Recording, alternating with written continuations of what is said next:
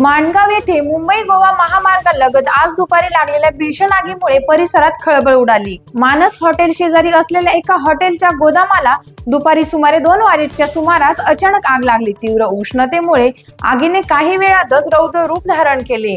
या आगीत गोदामात उभे असलेल्या एका 4 चाकीसह दुचाकी पूर्णतः जळून खाक झाली। त्यातच गोदामातील गॅस सिलेंडरचा स्फोट झाल्याने परिस्थिती अधिकच गंभीर झाली। सुदैवाने घटनेच्या वेळी गोदामात कोणीही नसल्याने जीवितहानी टळली। घटनेची माहिती मिळताच जवळील हुंडाई शोरूम मधील कर्मचारी अंकेश मोरे आणि अमोल पवार यांनी तात्काळ नगर पंचायतीला कळवले। अग्निशमन दलाने घटनास्थळी धाव घेऊन शर्थीचे प्रयत्न करून आगीला नियंत्रण मिळवले।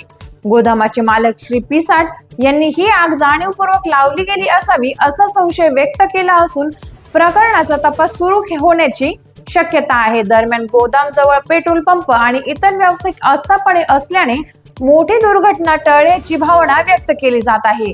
या घटनेमुळे स्थानिकांमध्ये भीतीचे वातावरण निर्माण झाले असून प्रशासनाने सुरक्षेच्या उपाययोजना मजबूत करण्याची मागणी होत आहे। टाइम्स ऑफ महाराष्ट्र न्यूज साठी माणगाव तालुका प्रतिनिधी जयेंद्र मुंडे यांचा रिपोर्ट।